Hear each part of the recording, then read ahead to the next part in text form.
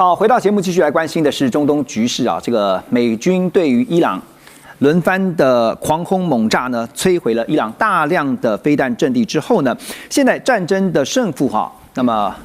外界也在看，是聚焦在波斯湾的封锁战，尤其我们要讲的就是荷姆兹海峡。军事媒体 Neva News 呢，他们就分析他们说全球有20%石油天然气呢都必须要通过荷姆兹海峡，而伊朗的伊斯兰革命卫队虽然目前为止他们只在荷姆兹海峡布设了几十枚的水雷，但是已经造成了巨大的心理跟经济的影响。因为呢，航运公司、保险公司都不愿意让船员或货物呢面临可能遭受攻击的风险，而这就会导致保费飙升，阻止商船通过。虽然说美军也宣称在这段期间大量摧毁击沉了伊朗的海军舰艇，包括有16艘的布雷船。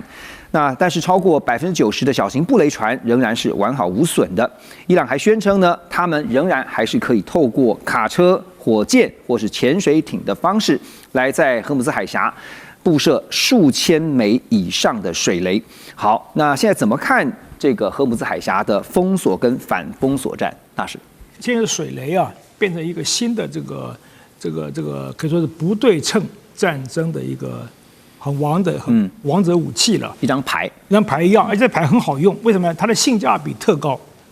等于本少力太多了，太高了。那么这个，因为现在这个荷姆兹这个海峡是全世界最重要的这个石油航道了，它占了全球20%的那个运航量，所以呢，在要是这个船只荷姆兹被封锁了，然后又加上伊朗准备开始要布雷在这个荷姆兹海峡里面，不管它真布雷还是假布雷，可是它放出这个风声，大家开始人光讲就会有对，就是新压力，就这个震慑性很高，而且呢，根据它这个有什么影响呢？第一个，保险公司的保费飙涨，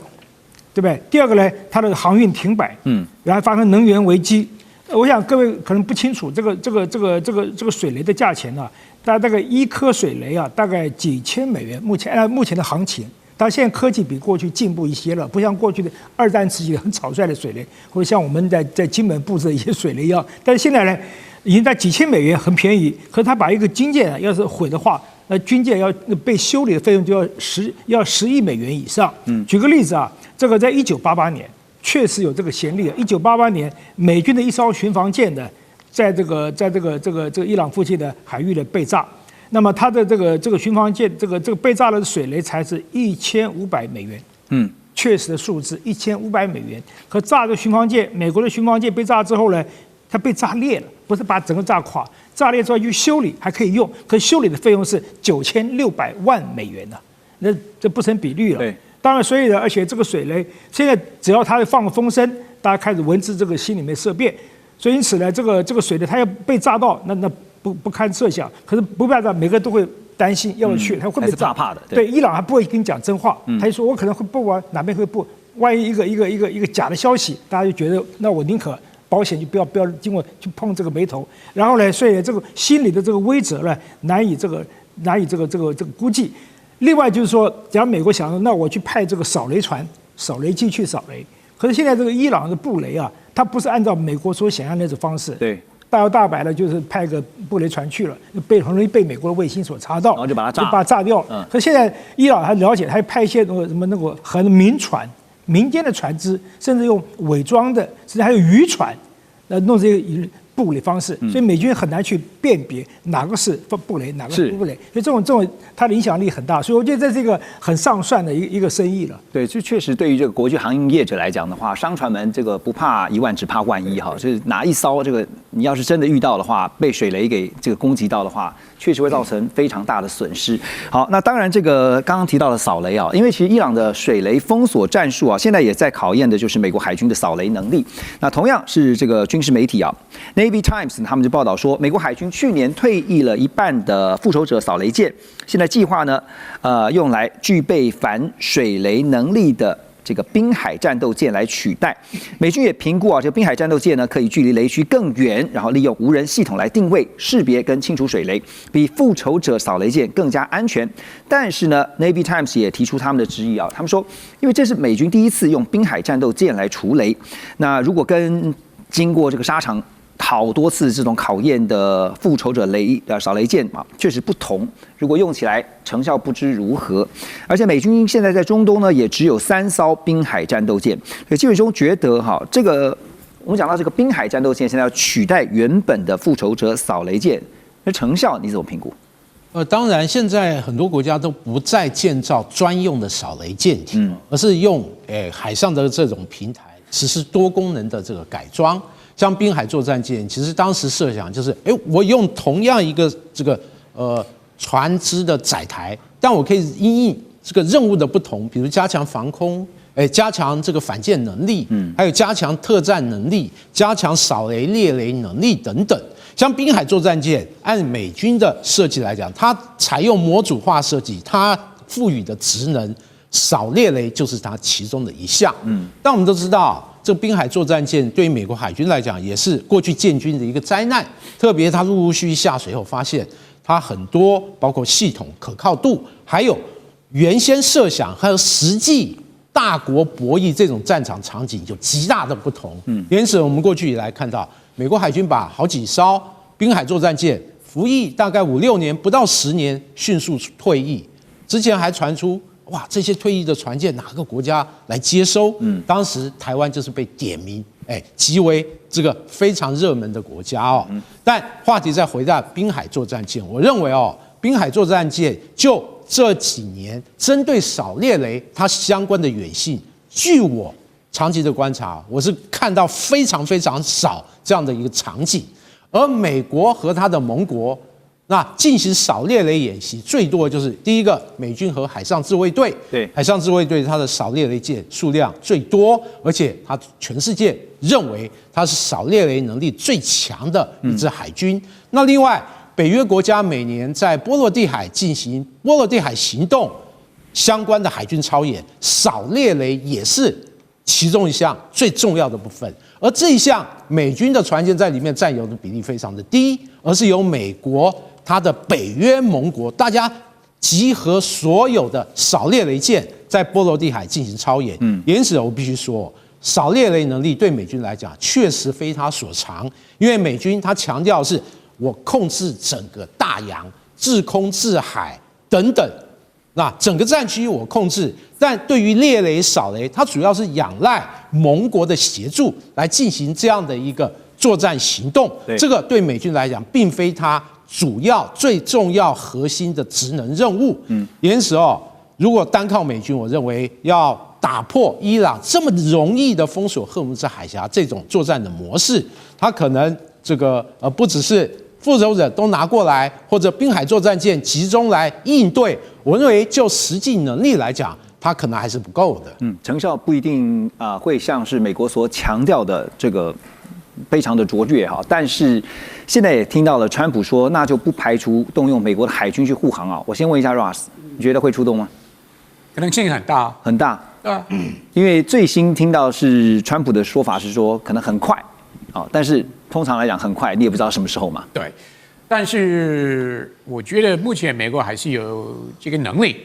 相关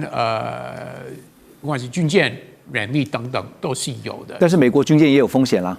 当然是有风险了，但是我觉得虽然今年或去年很多人说川普什么重大的，尤其是外交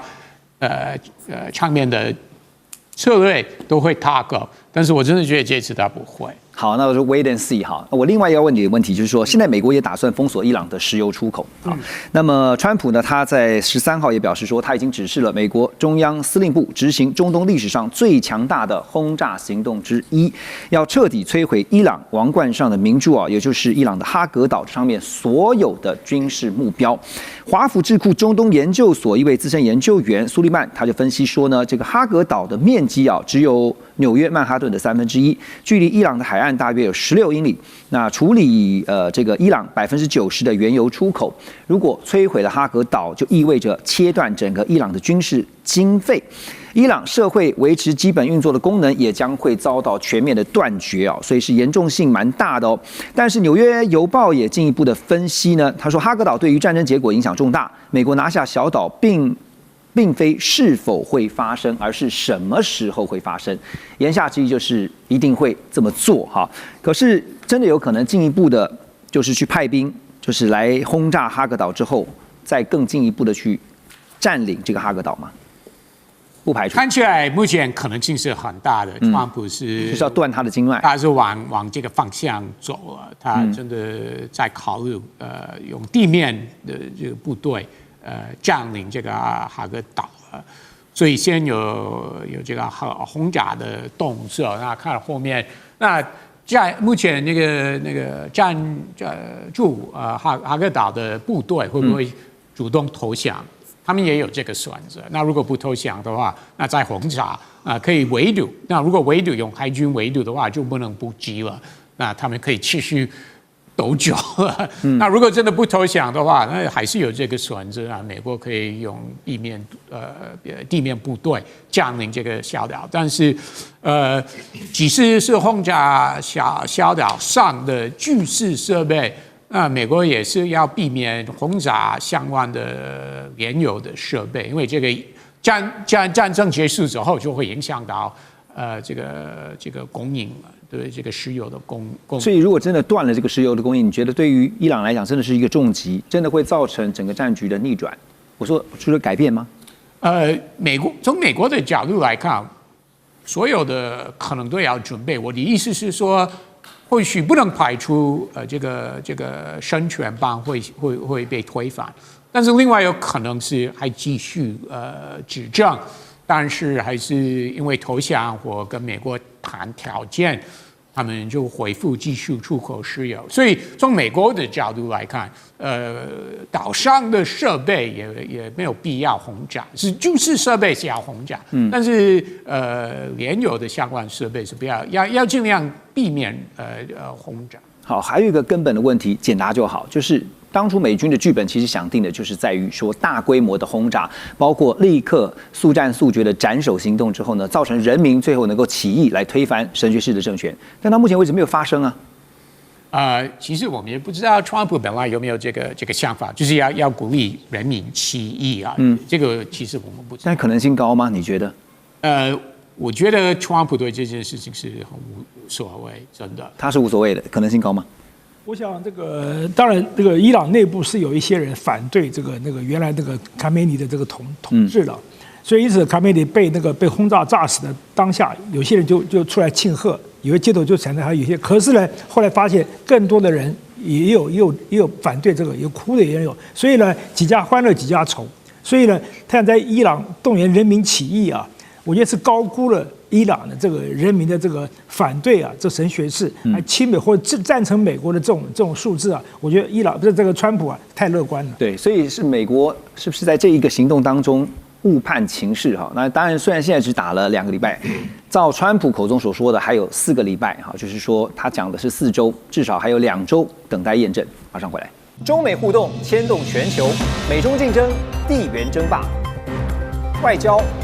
军事、科技、经济，多元观点，